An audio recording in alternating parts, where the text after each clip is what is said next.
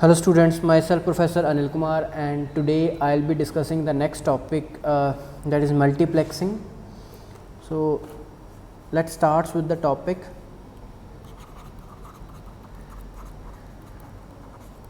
Multiplexing जो word है that is made up from the multiply.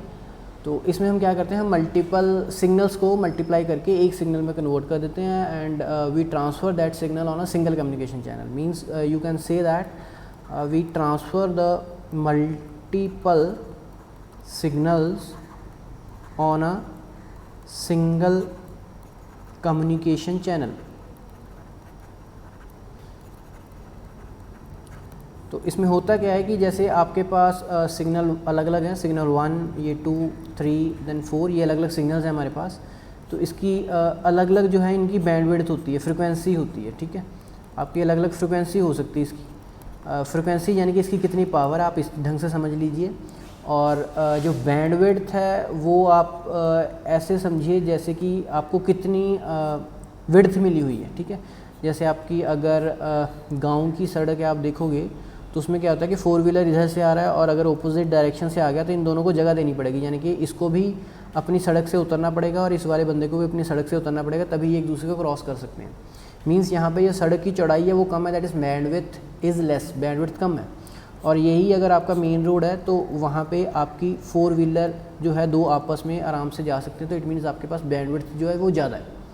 तो ये जो आपके व्हील आपके यहाँ पे ये आपके जो 4 व्हीलर्स या 2 व्हीलर्स जा रहे हैं, आप इनको मान लीजिए कि आपके सिग्नल्स हैं. तो हर एक की अपनी अपनी चौड़ाई है, हर एक की अपनी अपनी बैंडविड्थ है, जिसको आप फ्रिक्वेंसी भी बोल सकते हो. तो ये एक ही वायर है या एक ही सड़क, आप एग्जांपल लेके चलिए कि एक ही वायर है, इस पे हमने इन चारों को इकट्ठे भेजना है.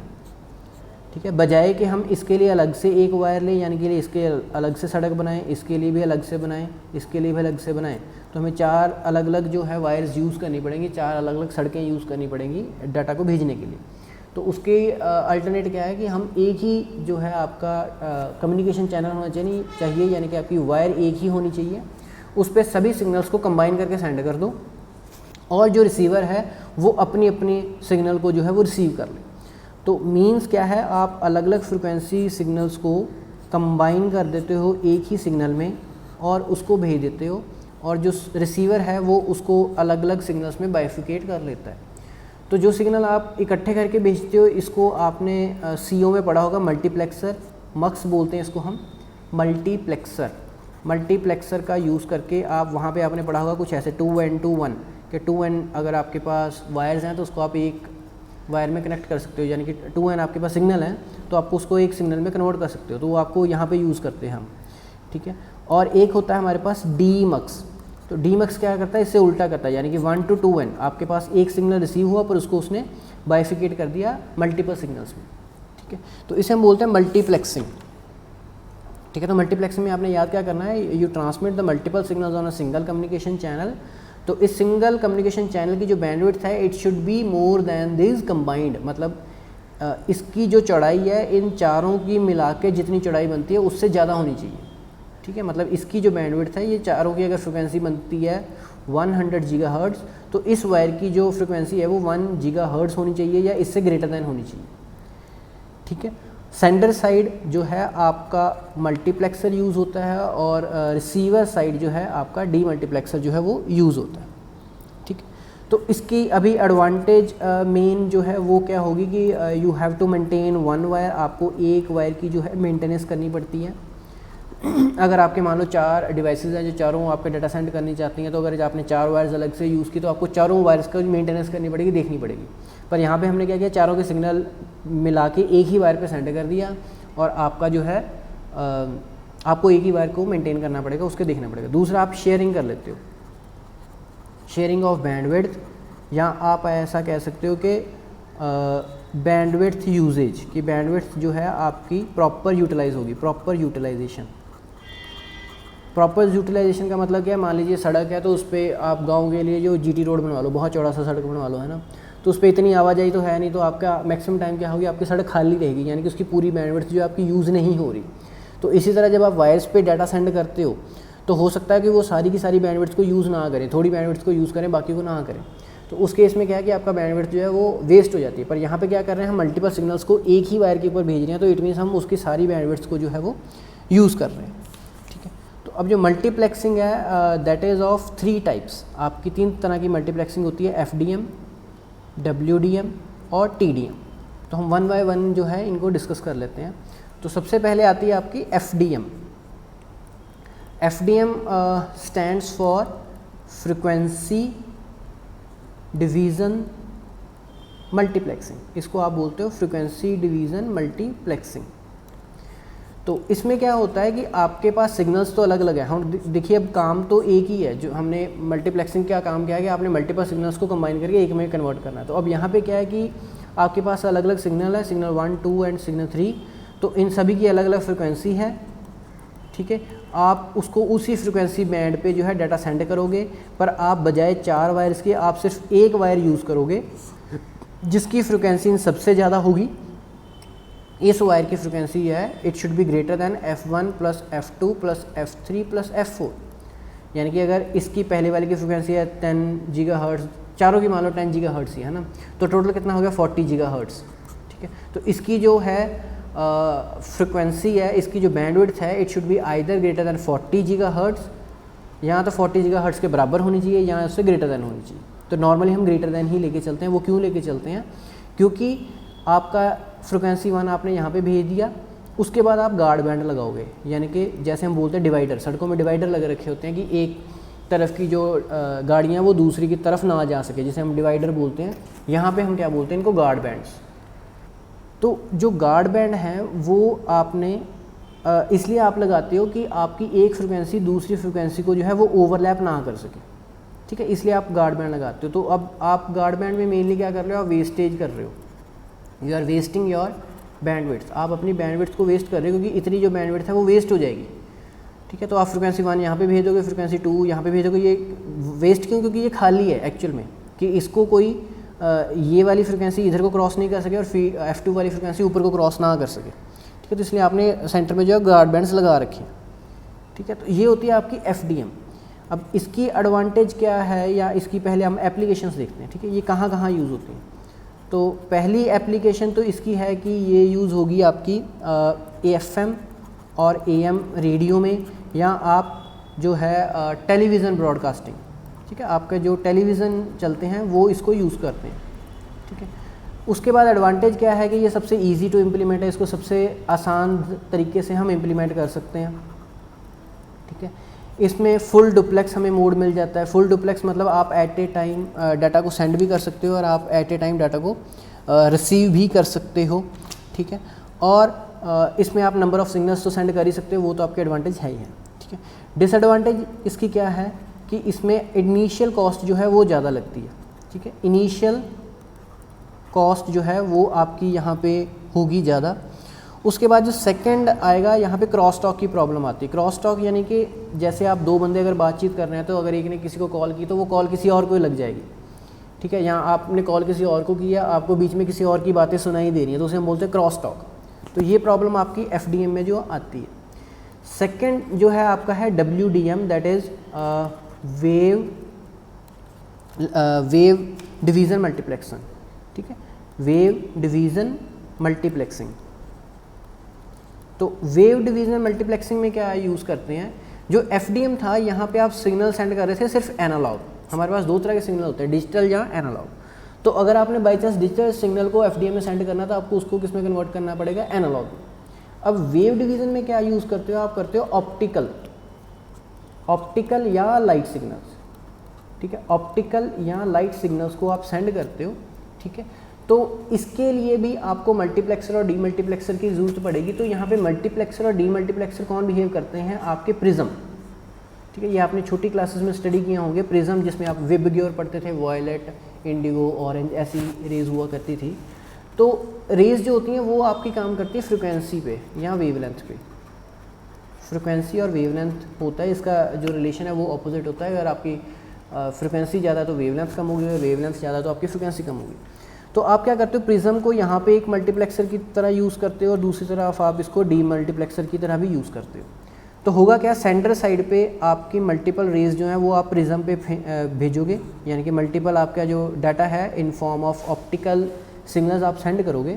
इसकी प्रिज्म एक सिंगल लाइन बना देगा जिसको हम बोल देते हैं कंपोजिट सिग्नल, ठीक है। वो एक कंपोजिट सिग्नल बनाएगा और डी मल्टीप्लेक्सर जो रिसीवर साइड पड़ा होगा वो क्या करेगा, जितनी वेव्स पीछे से आई थी, टोटल 4 आई थी, तो इसको ये दोबारा 4 में जो है बाइफ्रिकेट कर देगा, ठीक है। तो आपने सिर्फ ध्यान क्या रखना है कि WDM में आप वेवलेंथ के बेसिस पे काम कर रहे हो और FDM में आप जो है एनालॉग के बेसिस पे काम कर रहे हो, ठीक है।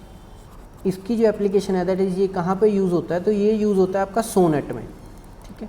यानी कि आपने जो डाटा है ऑप्टिकल नेटवर्क में, जैसे आपके ऑप्टिकल फाइबर्स जो आपने बिछाई होती हैं वहाँ पे आप डाटा सेंड कर सकते हो। नेक्स्ट है आपकी WDM की आपकी एडवांटेज कि इसके क्या फ़ायदे हैं और इसके क्या नुकसान हैं। तो सबसे पहले जो इसका फ़ायदा है कि it has a higher capacity, इसकी जो कैपेसिटी है वो FDM से आपकी ज़्यादा है, ठीक है। सेकेंड आपका आएगा कि इसमें गार्ड बैंड्स की आपको ज़रूरत नहीं पड़ती।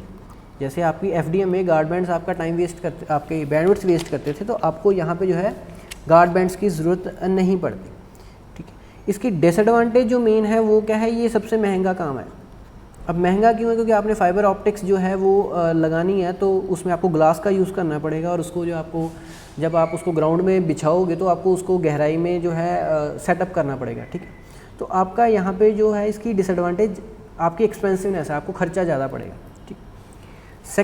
जो थर्ड है इसका वो है आपकी टाइम डिवीज़न मल्टीप्लेक्सिंग, TDM, ठीक है, time division multiplexing.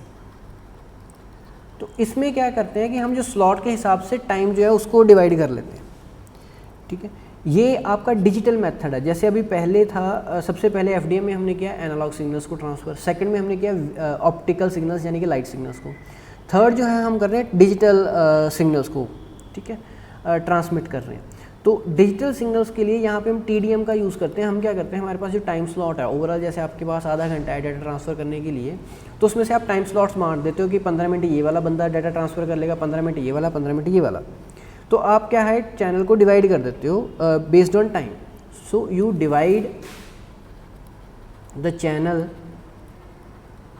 Based on time, आप टाइम के बेस पे चैनल को जो है वो डिवाइड कर देते हैं, ठीक है। हर यूज़र को आपने अलग अलग टाइम इंटरवल दे देते हो और उस टाइम इंटरवल में जो है आपका यूज़र जो है वो डाटा ट्रांसफ़र कर सकता है, ठीक है।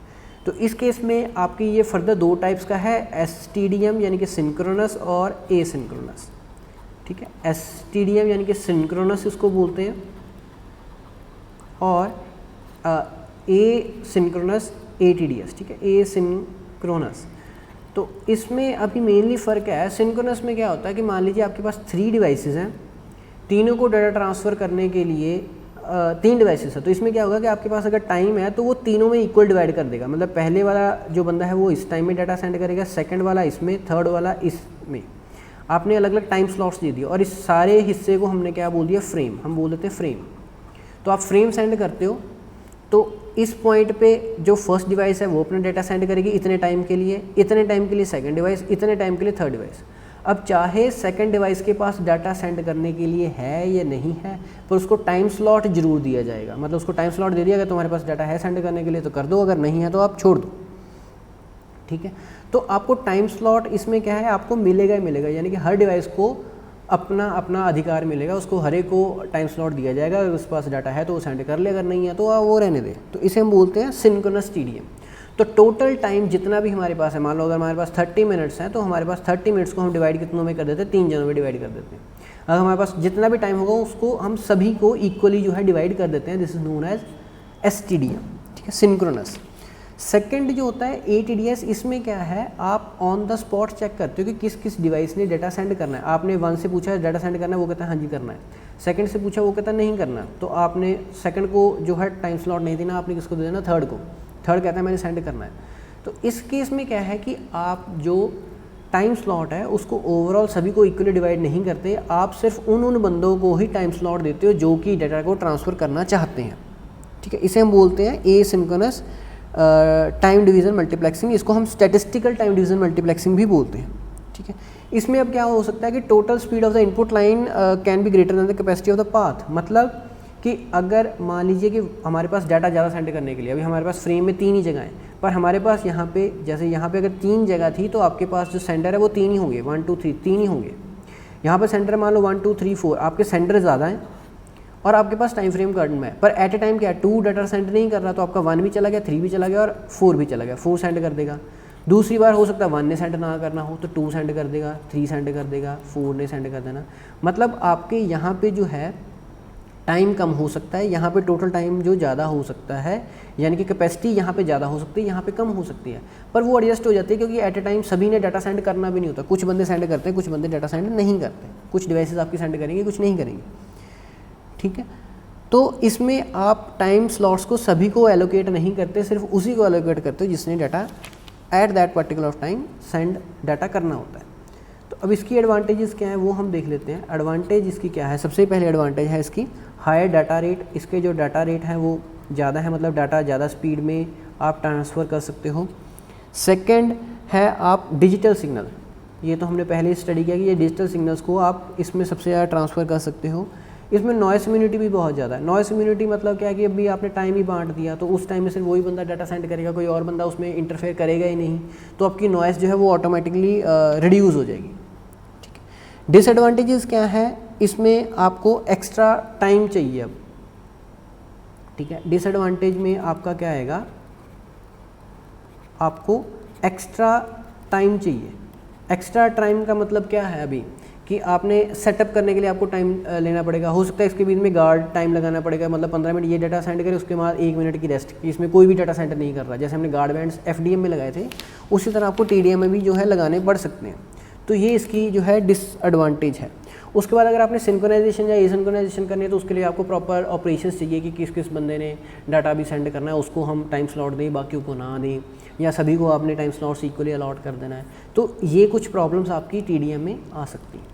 तो आई होप कि आपको मल्टीप्लेक्सिंग क्लियर हो गई होगी। In case you face any problem you can contact me, I will definitely help you out. Thank you very much.